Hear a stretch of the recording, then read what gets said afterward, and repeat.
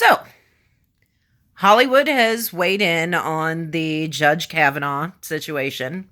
They did a couple of days ago to give us their sage advice and direction on how we should all be living our lives. I always appreciate getting a lecture from actors and actresses. Yay. And so I thought it might be fun to think about and kind of explore what Hollywood would look like if they held themselves to their own standards. So, what if, in order to be cast in a movie, you had to undergo a background check, and if you had any sexual misconduct allegations against you, no matter how lacking in credibility, if you had any allegations from any point in your life, you don't get the part. You just don't work in Hollywood. You can't get a job as an actor or an actress. What would that look like? And so let's say, Matt Damon. Now, I don't know Matt Damon. I have never met Matt Damon. I don't know anything about Matt Damon. This is not an accusation. This is a hypothetical situation. I just want to clarify that because there appears to be a large contingent of the country that doesn't recognize a hypothetical situation when it's given. So, hypothetically, Matt Damon is rude to a woman on a plane, and she comes forward and says, he was really rude to me. He made me feel really small and unimportant, and it really hurt my feelings. And after he left, I had to go cry in the bathroom for 10 minutes. Is that something that's going to get him banned? And now he can't respond to this. He's not allowed to respond to this because we have to believe her. We have to believe that that's what happened and that's how she feels. And even though he's trying to tell us that she's a crazy stalker, that he's got 3 restraining orders against, none of that is relevant because the woman must be believed. So would that be enough to disqualify him? Would he never work in movies again? Or would he have to have grabbed her ass or groped her tit? Is that something that would be enough to disqualify him? Or what would that standard actually look like? And how far back would we go? Because apparently, when it comes to allegations of sexual misconduct, there is no redemption. There is no redemptive arc. There is no opportunity to recover. So it doesn't matter what you've done for the last, 35 years or so. If 36 years ago you did something that made a woman uncomfortable or she believes you assaulted her, whether you see the situation that way or not is not relevant. So what does that ultimately look like? What would the quality of our movies look like? How would Hollywood operate? Because in order to cast a movie, it wouldn't just be about the auditions and finding the right person for the role. It would also be once you have chosen your actor or actress, now you've got to do the background check. You probably ought to check with the paparazzi because they're going to have all the secrets.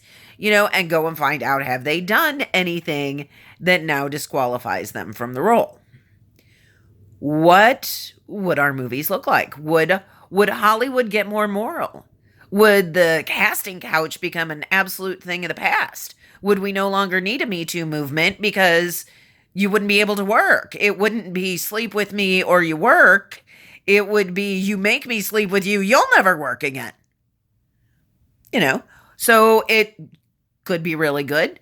Or we could find that you can't put together a decent movie. Hollywood could shut down completely. We wouldn't get another movie for 5 or 6 years. And then when we did get the movie, it would be of the quality level of your basic Hallmark Christmas special or Christian flick, where it's like, okay, the writing and the acting is adequate, but, give you props for trying. So what would it look like? It's really kind of fun to think about. What would the rules be? I mean, there are some schools now that consider it a sexual assault if a 6-year-old boy kisses a 6-year-old girl without her consent. And so if you went to Hollywood with dreams of being a big actor and they found a sexual assault suit against you from when you were 6 years old, are you now banned forever? Because again, no redemption. Once a sexual assaulter, always a sexual assaulter. So, and again, doesn't matter how credible the charges are because you're not allowed to question the woman anyway. She must be believed. So how would that look? Would they be willing to imply or to apply their own standards to themselves? How about the music industry? What would that look like?